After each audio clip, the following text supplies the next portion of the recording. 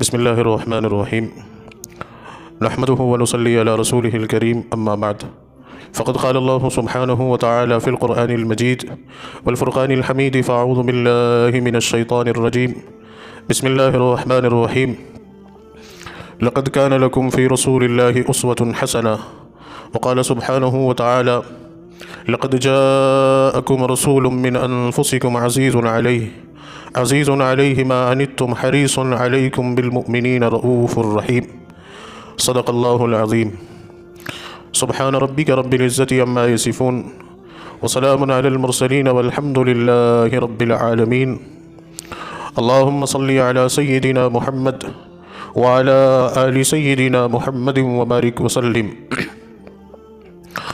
عزیزان گرامی قدر، واجب الاحترام بزرگوں اور میرے دینی اور اسلامی بھائیوں، السلام علیکم ورحمۃ اللہ وبرکاتہ۔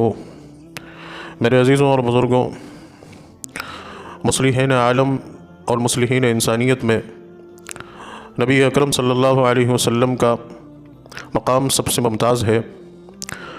اس دنیا میں جتنے بھی انبیاء آئے اور پوری انسانیت کے لیے جتنے بھی خیرخواہ اور محسنین آئے، ان تمام نے اپنی اپنی محنت اور اپنی اپنی کوششوں کے مطابق انسانیت کو بہترین راستے دکھانے کی کوششیں کی۔ نبی پاک صلی اللہ علیہ وسلم نے اپنی امت کو دنیا اور آخرت میں کامیاب ہونے کے جو راستے اور جو طریقے سکھائے اور جو ذریعے بیان کیے، یقیناً وہ سارے کے سارے بیش قیمتی موتی ہیں، جن کو محققین نے اور علماء نے ایک لڑی میں پنا کر ہمارے لیے آسان فرما دیا۔ ہم غور کریں تو واقعی میں نبی کریم صلی اللہ علیہ وسلم کی ذات کر کے ہمارے اوپر بہت سارے احسانات ہیں۔ آپ صلی اللہ علیہ وسلم نے اپنی احادیث کے اندر جو باتیں ارشاد فرمائی ہیں، وہ باتیں ہم سب کے لیے بہت بڑی خیر کی باتیں اور خیر کی چیزیں ہیں۔ ہم غور کرتے ہیں کہ زندگی کے ہر پہلو پر بے شمار ہدایات نبی کریم صلی اللہ علیہ وسلم کی ہم پاتے ہیں۔ ہم اپنی زندگی پر غور کریں کہ زندگی کو آسان بنانے کے لیے، زندگی کو کامیاب اور بہتر بنانے کے لیے صحت سب سے بنیادی چیز ہے، اور واقعی میں صحت اللہ تبارک و تعالیٰ کی ایک بیش قیمتی نعمت ہے۔ نبی کریم صلی اللہ علیہ وسلم نے صحت کو درست اور صحیح رکھنے کے لیے بے شمار چیزیں بیان فرمائی، اور واقعی میں آج کے اس دور اور آج کے اس وقت کے انسان کو، اور بالخصوص ہمارا تعلق نبی کریم صلی اللہ علیہ وسلم سے ایمان کی بنیاد پر ہے۔ جتنا غور اور جتنی فکر اور جتنا اہتمام ہمیں کرنا چاہیے، یہ تو پوری انسانیت کے لیے ہے، لیکن مسلمانوں کو تو اس میں بدرجہ اولا اس بات کا خیال اور اہتمام رکھنا چاہیے کہ صحت کے تعلق سے نبی کریم صلی اللہ علیہ وسلم کے کیا ارشادات ہیں۔ تو میں نے آج کے اپنے اس جمعے کے خطبے کا عنوان ہی حفظان صحت کے تعلق سے، یعنی ہم اپنی صحت کی حفاظت کیسے کریں، ہم صحت مند کیسے رہیں۔ ہم غور کرتے ہیں کہ نبی کریم صلی اللہ علیہ وسلم نے صحت کے تعلق سے جو باتیں ارشاد فرمائیں وہ کتنی قیمتی ہیں۔ سب سے پہلے آپ نے جو ہے صحت کی طرف توجہ دلائی، اس کی اہمیت کو بتایا کہ صحت مند ہونا کتنا ضروری ہے۔ آپ نے فرمایا کہ 5 چیزوں کے آنے سے پہلے 5 چیزوں کی قدر کرو۔ بہت ہی عقل مند اور سمجھدار شخص ہے وہ کہ جو 5 چیزوں کے آنے سے پہلے 5 چیزوں کی قدر کر لے۔ آپ نے فرمایا کہ سب سے پہلی چیز ہے وہ ہے جوانی، کہ جوانی کی قدر کرو بڑھاپے کے آنے سے پہلے۔ جوانی اللہ تعالیٰ کی بہت بڑی نعمت ہے، اور جوانی اگر انسان کے ہاتھ سے نکل گئی تو پھر بڑھاپا آتا ہے، اور پھر وہ بڑھاپے میں جا کے سوائے افسوس کے کچھ نہیں کر پاتا۔ جس نے اپنی جوانی کی قدر کر لی، اور جس نے اپنی جوانی کو سنوار لیا، اور جس نے اپنی جوانی کو بنا لیا، وہ بڑھاپے میں سکون کی زندگی گزارتا ہے۔ اور جس نے اپنی جوانی کو برباد کر دیا، ضائع کر دیا، بس ویسے ہی گزار دیا، تو وہ بڑھاپے میں ادھر ادھر کی ٹھوکریں کھاتا ہے۔ تو فرمایا کہ اپنی جوانی کی قدر کرو، کیونکہ انسان جوانی میں وہ سارے کام بآسانی کر سکتا ہے جو بڑھاپے میں اس کے لیے بہت دشوار ہو جاتے ہیں، چاہے وہ اللہ کی عبادت ہی کیوں نہ ہو۔ کیونکہ جوانی کے دنوں میں اللہ کی عبادت جس بشاست کے ساتھ، جس نشاط کے ساتھ اور جس انداز سے آسانی کے ساتھ ہو جاتی ہے، وہ بڑھاپے میں معذوری ہوتی ہے، ہاتھ پیر کا درد ہوتا ہے، اور کمزوری اور ضعف کی وجہ سے تھکان اور ہمیشہ جو ہے ایک بے چینی کی کیفیت ہوتی ہے۔ تو جوانی کی قدر کریں بڑھاپے کے آنے سے پہلے۔ پھر فرمایا کہ صحت کی قدر کریں بیماری کے آنے سے پہلے، کہ کوئی بیماری آئے اس سے پہلے جو صحت کے جو ایام ہیں اس میں اس کی قدر کریں، اس کو اللہ کی ایک نعمت جانیں کسی نے کہا کہ اللہ سے جو دعائیں کرنی چاہیے ان دعاؤں میں خاص طور سے اللہ تعالیٰ سے صحت اور عافیت مانگنی چاہیے۔ انسان کے پاس اگرچہ مال نہیں ہو، اگر وہ صحت مند ہے تو وہ سب چیزوں کا لطف اٹھا سکتا ہے، لیکن اگر صحت ہی کوئی نہیں ہے، تندرستی ہی کوئی نہیں ہے، تو لاکھ زبانی کی نعمتیں ہیں لیکن وہ کس کام کی؟ تو صحت بہت اہم چیز ہے، اس کی طرف توجہ دلائی کہ بیماری کے آنے سے پہلے اپنی صحت کی قدر کرو۔ اس کے بعد فرمایا کہ تنگ دستی کے آنے سے پہلے مال کی قدر کرو، اللہ نے جو مال دیا ہے اس مال کی قدر کرو، چاہے جائے کہ وہ تنگ دستی کے دن آ جائیں۔ پھر اس کے بعد آپ نے فرمایا کہ جو فرصت کے ایام ہیں، جو فراغت کے ایام ہیں، ان کی قدر کرو جو ہے مصروفیت کے دن آنے سے پہلے۔ بسا اوقات انسان فارغ ہوتا ہے اور وہ فارغ ایام کو بھی ضائع کر دیتا ہے، کیسے؟ سیر و تفریح میں، اپنے منورنجن کے کاموں میں، انٹرٹینمنٹ میں، گھومنے میں، اور وہ ان کے جو ہے فرصت کے ایام کی صحیح جگہ استعمال سازی نہیں کرتا، تو پھر بسا اوقات ایسی مشغولیت آ جاتی ہیں کہ وقت نکالنا بھی مشکل ہو جاتا ہے۔ تو فرمایا کہ اپنی فراغت کے وقت کی قدر کرو مصروفیت کے دن آنے سے پہلے، اور فرمایا کہ زندگی کی قدر کرو موت آنے سے پہلے۔ یہ جو زندگی ملی ہے اس کا ایک ایک پل، ایک ایک لمحہ بڑا قیمتی ہے، اس کی قدر کر لو کہ موت آ جائے، پھر موت آنے کے بعد ایک لمحے برابر کی بھی مہلت نہیں ملے گی۔ تو یہ آپ نے صحت کی طرف، ان 5 چیزوں میں صحت بھی آپ نے فرمائی کہ اپنی صحت کی قدر کرو، تو یہ توجہ دلائی کہ صحت مند ہونا اور صحت کا درست ہونا یہ کتنا اہم ہے۔ پھر ایک حدیث میں آپ نے فرمایا کہ 2 چیزیں ایسی ہیں کہ جن سے اکثر لوگ غفلت برتتے ہیں، نعمتان مغبوب فیہما کثیرۃ من الناس الصحۃ والفراغ، کہ 2 چیزیں ایسی ہیں کہ جن سے اکثر لوگ غفلت برتتے ہیں۔ صحابہ کرام نے پوچھا کہ یا رسول اللہ وہ 2 چیزیں کیا ہیں؟ آپ نے فرمایا کہ الصحۃ والفراغۃ، کہ ایک تو صحت اور تندرستی ہے، کہ جب انسان صحت مند ہوتا ہے تو وہ خود اپنے ہاتھوں سے اپنی صحت کو بگاڑنے کے کام کرتا ہے، وہ خود اپنی صحت خراب کرنے کے کام کرتا ہے، اتنا لاپرواہ اور اتنا غافل ہو جاتا ہے کہ جہاں اس کو خیال رکھنا چاہیے وہاں وہ خیال نہیں رکھتا، جہاں اس کو پرہیز کرنا چاہیے وہ پرہیز نہیں کرتا، جہاں اس کو احتیاط برتنا چاہیے وہ احتیاط نہیں برتتا، اور وہ غفلت برتتا چلا جاتا ہے اور وہ اپنی صحت کو ضائع کر لیتا ہے۔ تو یہاں پر بھی صحت کی طرف توجہ دلائی۔ اب یہ ایک عنوان جو قائم ہوا ہے کہ ہماری صحت بہت ضروری ہے، اور خاص طور سے جس دور میں ہم زندگی گزار رہے ہیں، جس کو ایک عام زبان میں بھی کہا جاتا ہے کہ یہ ملاوٹی دور ہے، یہ تخلص کا دور نہیں ہے، یہ پیورٹی کا دور نہیں ہے کہ جہاں چیزیں پیور ہوں، خالص ہوں۔ یہاں تو قدم قدم پر دھوکہ ہے، یہاں تو قدم قدم پر چال بازیاں ہیں، یہاں تو جو ہے پیور چیز کا کہہ کر ڈپلیکیٹ چیز بیچی جا رہی ہے، حتیٰ کہ کھانے پینے کی چیزوں میں بے انتہا قسم کی ملاوٹ ہو رہی ہے۔ دوسری چیزوں کی بات تو آپ چھوڑیے کہ کھانے پینے کی چیزوں میں بے انتہا ملاوٹ ہو رہی ہے۔ کچھ چیزوں کے، کچھ باتوں پر سے پردے ہٹ جاتے ہیں تب پتہ چلتا ہے ہمیں کہ یہ کیا ہو رہا ہے، یہ انسان کی صحت کے ساتھ کتنے بڑے کھلواڑ کا دور ہو رہا ہے۔ آپ ایک چھوٹی سی چیز پر غور کیجئے کہ دودھ ایک نیچرل چیز ہے، اس کا ایک اللہ نے نظام بنایا ہے نا، وہ گائے کے تھن سے آئے گا یا بکری کے تھن سے آئے گا یا بھینس کے تھن سے آئے گا۔ کیا آج کے اس دور سے پہلے یہ تصور کیا جا سکتا ہے کہ دودھ کو بھی بنایا جا سکتا ہے بغیر مویشیوں کے؟ لیکن آج دیکھو کتنے فارمول ہیں، ایک ذرا سی پڑیاں میں نامعلوم کتنے لیٹر دودھ بنا لیا جاتا ہے، اور جس کو ہم استعمال کرتے ہیں، جس کو ہم جو ہے دودھ کو جو بڑا مفید اور بڑا صحت مند سمجھ کے ہم استعمال کیے جا رہے ہیں، لیکن وہ انتہائی درجے کی ملاوٹ۔ ایک دور وہ تھا کہ دودھ میں پانی ملایا جاتا تھا، قدر غنیمت بہت اچھا دور تھا کہ اس میں صرف پانی ملایا جا رہا ہے، لیکن وہ زمانہ بھی ایسا تھا کہ پانی بھی ملے ہوئے دودھ کو بھی ملاوٹی سمجھا جاتا تھا، کھوٹا سمجھا جاتا تھا۔ لیکن آج تو اللہ کا کرم ہو جائے کہ صرف ہمیں پانی ملا ہوا ہی دودھ مل جائے، اور خوش نصیب لوگ ہیں وہ کہ جو صرف پانی ملا ہوا دودھ پی رہے ہیں۔ اور نہ آپ دیکھو آپ کیسے کیسے پاؤڈر ملائے جا رہے ہیں، کیمیکل ملائے جا رہے ہیں، نہ معلوم کہ کون کون سی چیزیں ملائی جا رہی ہیں۔ یہ صرف ہم ایک دودھ پر بات کر رہے ہیں، باقی جتنے بھی کھانے پینے کی اشیائیں ہم استعمال کر رہے ہیں، جتنے بھی کھانے پینے کی چیزیں ہم استعمال کر رہے ہیں، ان کا حال بس اللہ ہی کی پناہ ہے، اللہ ہی جانے۔ تو کیسا ملاوٹی دور ہے، ایک طرف غذا کے نام پر سب سے بڑا دھوکہ دیا جا رہا ہے، سب سے بڑا دھوکہ دیا جا رہا ہے۔ پہلے غلہ جو ہوتا تھا زمین میں وہ قدرتی ذرائع سے اور قدرتی طریقے سے ہوتا تھا، کسان بیج ڈالتا تھا ہے نا، وہ بیج پھر زمین میں جا کر جو ہے اللہ کی قدرت کے سہارے سے، اللہ کی قدرت کے نظام سے وہ بیج اگتا تھا اور فصل آتی تھی۔ آج تو بیج کے ساتھ ساتھ کتنی ساری کھادیں اور کتنے ساری وہ کیمیکل اور دوائیاں ڈالی جا رہی ہیں، صرف اس غرض سے کہ جو ہے وہ اناج کی مقدار بڑھ جائے، لیکن اس کی حقیقت سے اور اس کی تاثیر سے وہ چیز بالکل دور ہوتی چلی جا رہی ہے۔ تو ایسے دور میں جو ملاوٹی دور ہے، جہاں ہر وقت صحت کے اوپر خطرہ منڈرا رہا ہے، کیا کریں؟ اس سسٹم اس نظام سے باہر بھی نہیں جا سکتے، اس سسٹم اس نظام سے باہر بھی نہیں جا سکتے، کیا کریں؟ آپ اللہ کا شکر ادا کیجیے جو قرآن نے کہا کہ لقد کان لکم فی رسول اللہ اسوۃ حسنہ، کہ نبی کریم صلی اللہ علیہ وسلم کو رہتی دنیا تک کے انسانوں کے لیے اللہ نے نمونہ بنایا ہے، اللہ نے بطور عظیم مثال کے اس دنیا میں بھیجا ہے کہ آپ کی ایک ایک بات، آپ کی ایک ایک چیز بڑی قیمتی ہے۔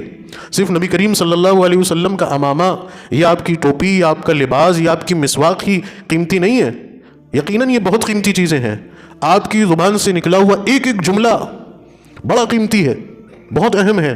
تو اب ایسے دور میں، ایسے زمانے میں، ایسے وقت میں اللہ کا شکر اور فضل ہے کہ نبی کریم صلی اللہ علیہ وسلم کی ان حدیثوں کے ذریعے سے، ان رہنمائیوں کے ذریعے سے، آپ کی ان تعلیمات کے ذریعے سے کافی حد تک ہم اپنی صحت کو درست رکھ سکتے ہیں، کافی حد تک ہم اپنی صحت کو درست رکھ سکتے ہیں۔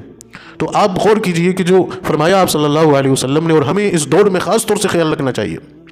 قرآن نے فرمایا، اللہ کے نبی صلی اللہ علیہ وسلم کے اوپر قرآن اترا، اب صحت کو برقرار رکھنے کے لیے، درست رکھنے کے لیے سب سے زیادہ اور ضروری چیز، سب سے اہم چیز ہے پاکی اور صفائی، پاکی اور صفائی۔ قرآن میں اللہ نے فرمایا ان اللہ یحب التوابین و یحب المتطہرین، اللہ تعالیٰ توبہ کرنے والوں کو اور پاک صاف رہنے والوں کو پسند فرماتا ہے۔ تو پاکی کا اہتمام سکھایا کہ پاک اور صاف رہنا بہت ضروری ہے نا۔ صفائی سے ہی انسان کی صحت درست رہتی ہے، اور صفائی انسان کی صحت کو برقرار رکھتی ہے۔ تو کیا ہدایت دی؟ پاک رہنے والا، صاف رہنے والا اللہ کا پسندیدہ بندہ ہے، پاک اور صاف رہنے والے بندے کو اللہ تعالیٰ پسند فرماتا ہے۔ اب اس کے لیے آپ دیکھیں کہ کتنا ہمیں سکھایا گیا کہ انسان جب، ایک تو ہوتی ہے حد سے اکبر اور ایک ہوتی ہے حد سے اصغر، کہ یہ جو گندگی کے دن ہے یا گندگی کا جو موقع سابقہ آتا ہے سامنے، اس وقت ہم صفائی کا استعمال کریں، ہم صاف صفائی کا خیال رکھیں، اپنے جسم کو صاف رکھیں، غسل کریں، ہے نا۔ غسل کی حاجت ہو گئی تو کوئی بھی بغیر غسل کے نہیں رہے، اگر وضو خراب ہو گیا تو فوراً وضو بنا لیا جائے۔ اور ایک آیت اللہ کے رسول صلی اللہ علیہ وسلم نے کے اوپر نازل ہوئی، وہ یہ تھی کہ واللہ یحب المتطہرین، اللہ تعالیٰ پاک رہنے والوں کو پسند کرتا ہے۔ اس آیت کے شان نزول میں مفسرین نے یہ روایت نقل کی ہے کہ اللہ کے نبی صلی اللہ علیہ وسلم اہل قباء کے پاس گئے۔ قباء جو ایک بستی تھی، ایک آبادی تھی مدینہ سے تھوڑی دوری پر، جہاں پہ آج کل مسجد قباء ہے، وہاں ان لوگوں کے پاس گئے اور ان سے کہا کہ تمہارا ایسا کون سا عمل ہے کہ جس کی وجہ سے اللہ تعالیٰ تم سے محبت کرتا ہے؟ اور یہ آیت نازل ہوئی واللہ یحب المطہرین۔ تو ان لوگوں نے کہا کہ اللہ کے نبی صلی اللہ علیہ وسلم، ہم استنجے کے وقت پانی استعمال کرتے ہیں، ہم بغیر پانی کے استنجا نہیں کرتے، اور عرب ہے، پانی کی قلت ہے، ریگستانی علاقہ ہے، پینے کے لیے پانی کی دشواری اور پریشانی ہوتی تھی، لیکن پھر بھی وہ اپنی صفائی اور پاکیزگی کے لیے پانی کا استعمال کرتے تھے۔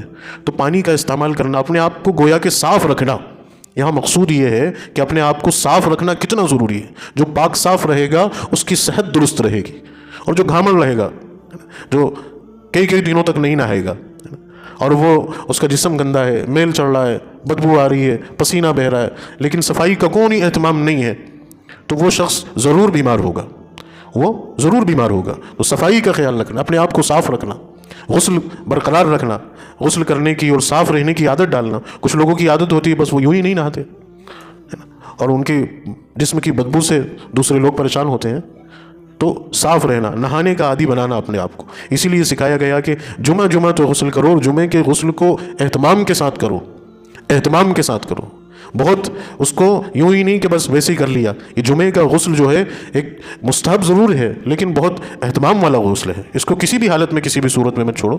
تو صاف رہنا، اپنے آپ کو صاف رکھنا۔ اسی کے ساتھ ساتھ فرمایا کہ وہ ثیابک فطہر، کہ کپڑوں کو صاف رکھیے۔ لباس اگرچہ سستا ہو، لباس اگرچہ سستا ہو، ہے نا، کوئی ضروری نہیں ہے کہ آپ 1000 روپے میٹر والا کپڑا پہنیں، کوئی ضروری نہیں ہے کہ آپ جو ہے برانڈ والا کپڑا پہنیں، کوئی ضروری نہیں کہ آپ کے کپڑے بہت مہنگے ہوں، آپ کا سستا لباس ہو لیکن صاف ہو، ہے نا۔ اگرچہ آپ کے کپڑوں کے اندر پیون لگے ہوئے ہوں لیکن کپڑے صاف ہوں۔ اسی لیے ترغیب دلائی کہ آپ صلی اللہ علیہ وسلم کو سفید لباس بڑا پسند۔ یہ تو آپ نے کالے کلر کی بھی چادر اوڑھی ہے، دوسرے رنگ بھی پہن سکتے ہیں، لیکن سفید رنگ کو افضل بتایا گیا۔ غور کریں گے تو پتہ چلے گا کہ یہ سفید لباس وہ ہوتا ہے کہ جس پر آسانی سے داغ دھبے فوراً نظر آ جاتے ہیں بنسبت دوسرے رنگ کے کپڑوں کے، نا، وہاں پر داغ دھبے چھپ جاتے ہیں، پتہ نہیں چلتا کتنا گندا یا کتنا میلا ہے، لیکن سفید رنگ فوراً جو ہے وہ گندگی کے آثار کو اور جو ہے داغ دھبوں کو ظاہر کر دیتا ہے، تو انسان کو بدلنا ہی پڑتا ہے۔ تو صاف لباس ہو، یہ نہیں کہا شریعت نے کہ مہنگا پہنو، صاف پہنو۔ اگر کسی شخص کے پاس ایک ہی جوڑا ہو، ایک ہی کپڑا ہو، تب بھی وہ صاف کپڑے پہننے کا اہتمام کرے۔ لیکن پتہ نہیں کیا بات ہوتی ہے، گھر کے اندر کئی جوڑے جو ہے وہ پھپھون کھا رہے ہوتے ہیں، لیکن پھر بھی میلے کپڑے پہننے کی عادت ہوتی ہے۔ اسلام نے ہمیں صاف اور شفاف رہنے کی تاکید فرمائی ہے کہ آپ کپڑوں کو صاف ستھرے کپڑے استعمال کریں۔ آپ ہو سکے، ممکن ہے، اگر آپ کا معیار ہے، اللہ تعالیٰ نے آپ کو اس لائق بنایا ہے، تو پریس والا کپڑا پہنیں، کریے آپ پریس۔ آپ جو ہے آپ خوشبو لگائیے۔ اگر آپ کے چہرے پر ماشاءاللہ داڑھی ہے تو آپ اس داڑھی کو بھی سنواریے، خوبصورت رکھیے، اس میں تیل اور کنگھی کیجیے۔ یہ نہیں فرمایا کہ ہوش بہوش شکل لگے تمہاری یہودیوں کی طرح، اس لیے تاکید فرمائی کہ ایک مشت داڑھی اگر کسی کی ہو جائے تو وہ ایک مشت داڑھی ہونے کے بعد وہ اپنی داڑھی کو درست کروا سکتا ہے نا، وہ اپنی داڑھی کے بالوں کو درست کروا سکتا ہے، تاکہ اس کی داڑھی ایک بیلنس میں آ جائے، خوبصورتی میں آ جائے، اس کی شبیہ دیکھ کر، اس کے چہرے کو دیکھ کر ایک اٹریکشن بنے۔ یہودیوں کی طرح داڑھی رکھنے سے منع فرمایا کہ ان کی یہاں کاٹنے کا کوئی اہتمام نہیں ہے، وہ جیسی جا رہی ویسی جانے دو۔ سر میں تیل لگا ہوا ہو، کنگھی ہوئی ہو، آپ کی پرسنالٹی، آپ کی شخصیت ایک نمایاں بن کے ابھرے۔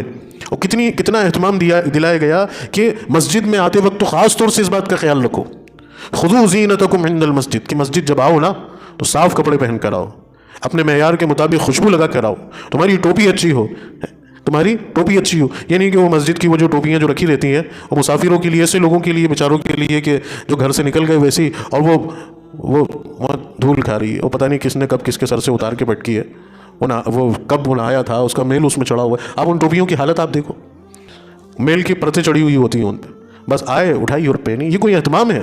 یہ کوئی خیال ہے؟ میں ایک چھوٹی سی مثال آپ کو ایک کمیونٹی کی دوں گا۔ آپ نے بوہرا سماج کے لوگوں کو دیکھا ہوگا، ہاں دیکھا ہے نا، ان کو سب نے مشاہدہ کیا ہے نا، کیسے جاتے ہیں وہ مسجد؟ ان کا ایک مستقل اپنا ایک جوڑا، ایک لباس ہوتا ہے مسجد جانے کا، سفید کلر کا، ٹوپی سلیقے کی اور شعور کی۔ یہ نہیں کہہ رہے کہ ہم اپنا ڈریس کوڈ بنا لیں، لیکن لگے تو پتہ تو چلے کہ بھئی ہم اللہ کے گھر جا رہے ہیں، عبادت کرنے جا رہے ہیں۔ عام دنوں کی بات چھوڑیے، جمعہ کے دن کا تو اہتمام ہونا چاہیے۔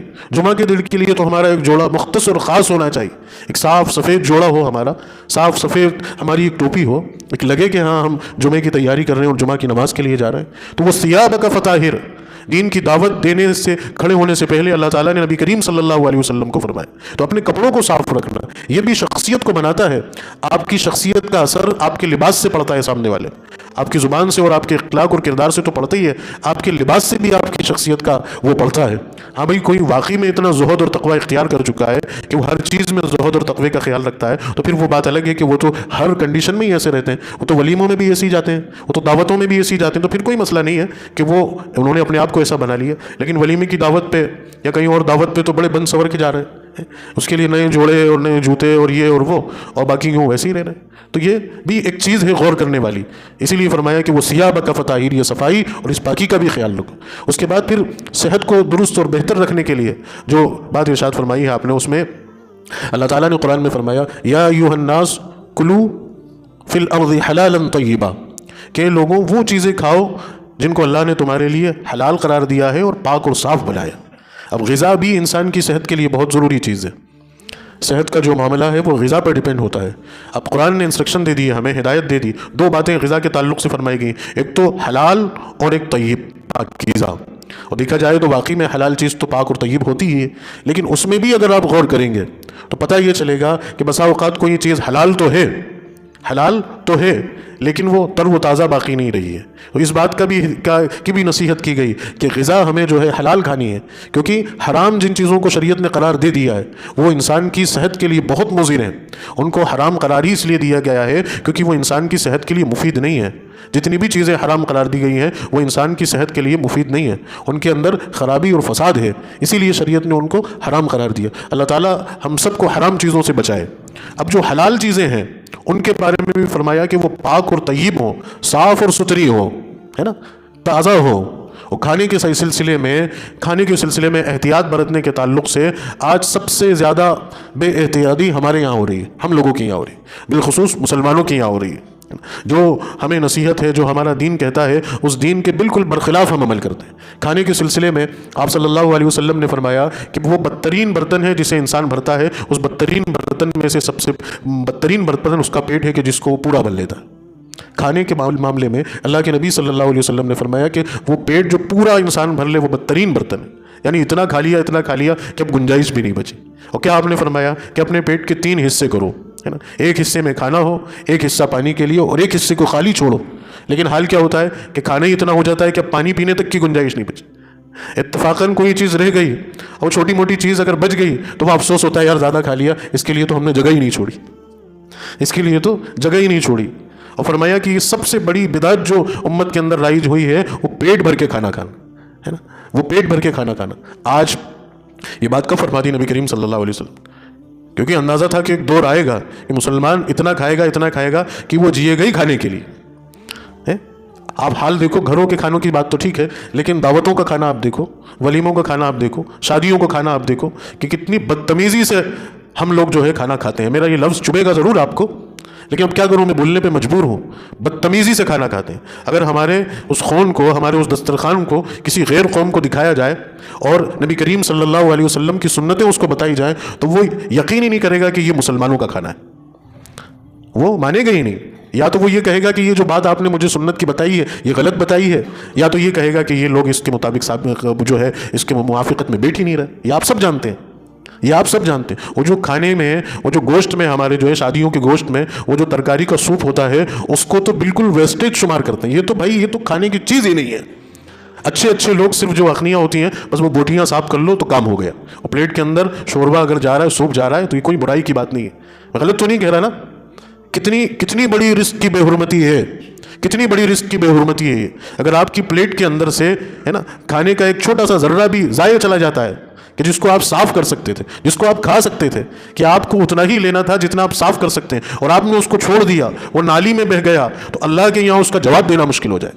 اور آج کل تو وہ پنیوں کا رواج الگ ہے, اس میں تو اور سارے عیبوں کو ڈھانپ دیا جاتا ہے, پتہ ہی نہیں چلتا.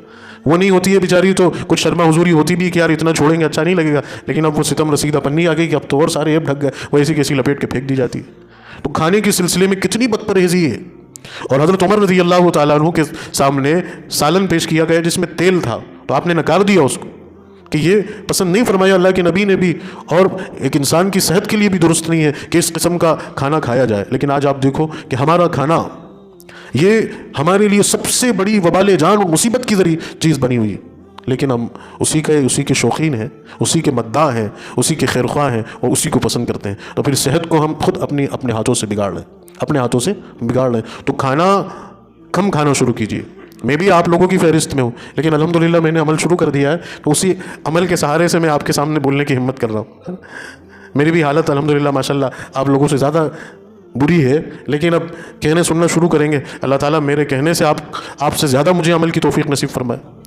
میں آپ کو ایک واقعہ بتاؤں کہ مدینہ منورہ جس کا نام یثرب تھا, اور عرب کے اندر, پورے عرب کے اندر مدینہ اس بات کے لیے, یثرب جس کا نام, مدینہ کا نام یثرب تھا, لوگ ڈرتے تھے وہاں جانے سے, کیونکہ وہاں کا پانی بھی اچھا نہیں تھا, وہاں کی آب و ہوا بھی اچھی نہیں تھی, وہاں رہنے والے لوگ مستقل بیمار رہتے تھے, مستقل طور پہ بیمار رہتے تھے. لیکن اللہ کے رسول صلی اللہ علیہ وسلم ہجرت کر کے آئے, اور آپ جیسی مدینے میں آئے اور آپ کی صحبت میں صحابہ کرام رہنے لگے, تو لوگ بیمار ہونا بند ہو گئے. تو وہاں کے جو اطباء تھے وہ پریشان ہوئے کہ یار یہ ہوا کیا, کہ پہلے تو ہمارے پاس پیشنٹ کا تاتا رہتا تھا, بہت لوگ بیمار ہوتے تھے اور جو ہے وہ پیشنٹ آتے رہتے تھے, لیکن اب یہ ہو کیا رہا ہے کہ لوگ بیمار ہی نہیں پڑ رہے. تو انہوں نے تفتیش شروع کی کہ بھئی یہ کیا معاملہ اور کیا ماجرا ہے, لوگوں سے پوچھنا شروع کیا. تو بات یہ پتہ چلی کہ یہ جو نبی آئے ہیں محمد صلی اللہ علیہ وسلم, جن پر ہم ایمان لائے ہیں, انہوں نے صحت کو برقرار رکھنے کے لیے اور صحت کے مفید رازوں میں سے یہ بات ارشاد فرمائی ہے کہ تم کھانا کم کھاؤ, 2 روٹیوں کی اگر بھوک ہے تو 1 روٹی کھاؤ, اور 1 روٹی کم از کم آدھی روٹی کی بھوک باقی رکھو, یہ تمہاری صحت کے لیے بڑا مفید ہوگا. تو ہم نے اس چیز پر عمل کرنا شروع کیا, اور اللہ کا شکر ہے ہمارا معدہ خالی رہا, ہمارا پیٹ خالی رہا, تو ہمارا جسم بیماریوں سے محفوظ رہنے لگا. کتنی بڑی بات ہے. آج کے اس دور کی سائنسی تحقیق ہوتی تو وہ تحقیق ہو چکی ہوتی, آج تحقیق ہو رہی ہے اور جس میں بتایا جا رہا ہے کہ کھانا کم کھانا چاہیے, اپنے معدے کو پروسیس کرنے کے لیے پیٹ میں خالی جگہ رکھنا چاہیے, فاسٹنگ کرنا چاہیے. لیکن ہمارا پیٹ کہاں خالی رہتا ہے. آج تو وہ دور میں شاید سمجھتا ہوں کہ گیا کہ انسان کو بھوک کی تڑپ لگ رہی ہو, کہ کوئی گھنٹہ, آدھا گھنٹہ, 2 گھنٹے بھوک کے لیے تڑپ رہا ہو اور کچھ کھانے کو نہیں مل رہا ہو, کہ کوئی مارا پھر رہا ہے, کیا کھاؤں, کھانے کے لیے نہیں. شاید وہ دور گیا. آج تو بس ٹائم دیکھ کے کھانا پڑ رہا ہے کہ شام ہو گئی, کھانا تو کھا لیں, بھوک پیٹ تقاضا نہیں کر رہا. یہ رات بتا رہی ہے, ٹائم بتا رہا ہے, گھر والے کہہ رہے ہیں کھانا تو کھا لو.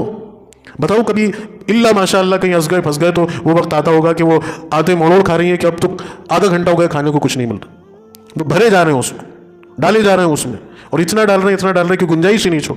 تو یہ پھر یہ چیزیں ہمارے سامنے ہوئی، بیماریوں نے ہمیں پکڑ لیا، یہ جو صحت خراب ہونے لگ گئی.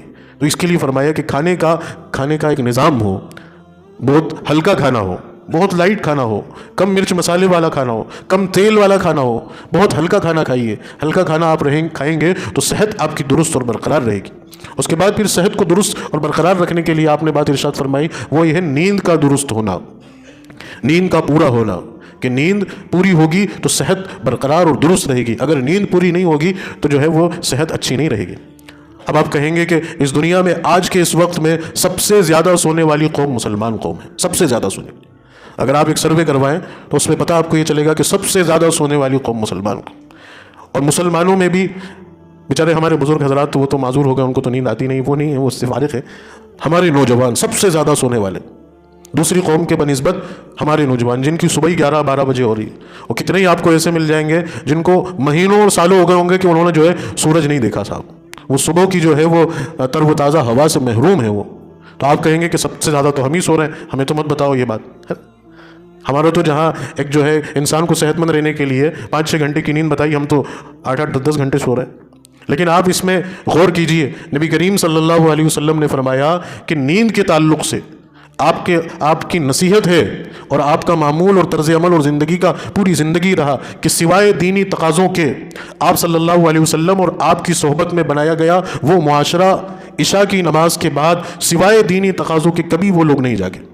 عشاء کی نماز ادا کی اور فوراً اپنے بستروں پہ جا کے لیٹ گئے. کوئی شخص نہیں ملتا تھا. آپ کو مدینے کے اندر آپ مدینے کی تاریخ پڑھیں گے، اس مثالی معاشرے کو پڑھیں گے جو واقعی میں ہمارے لیے مثالی معاشرہ ہے. وہاں آپ کو کوئی عشاء کی نماز کے بعد چائے کی دکان کھلی ہوئی نہیں ملے گی، کوئی پان کی گمٹی کھلی ہوئی نہیں ملے گی، کوئی نوجوانوں کا کوئی اڈا یا کوئی ٹھیا آباد نہیں ملے گا. کوئی ایسا نہیں کہ سردی کے دن چل رہے ہیں اور راتوں کو تاپتے ہوئے لوگ بیٹھے ہوئے ملیں گے. عشاء کی نماز ہوئی، کوئی دینی تقاضا کوئی دینی امور ہے تو ٹھیک ہے، یا شب داری کی عبادت کی کوئی رات ہے تو ٹھیک ہے، یا کسی کو رات میں عبادت کرنا ہے تو وہ بھی سوتا ہے اور رات کے آخری پہر میں جاگتا ہے. کوئی ایک شخص ایک بچہ بھی فضول گھومتا ہوا نہیں ملے گا. کیا بتایا نبی کریم صلی اللہ علیہ وسلم نے کہ عشاء کی نماز ادا کر کے فوراً حتیٰ کہ دنیاوی بات بھی ختم کر دو اور آپ جا کے سو جاؤ.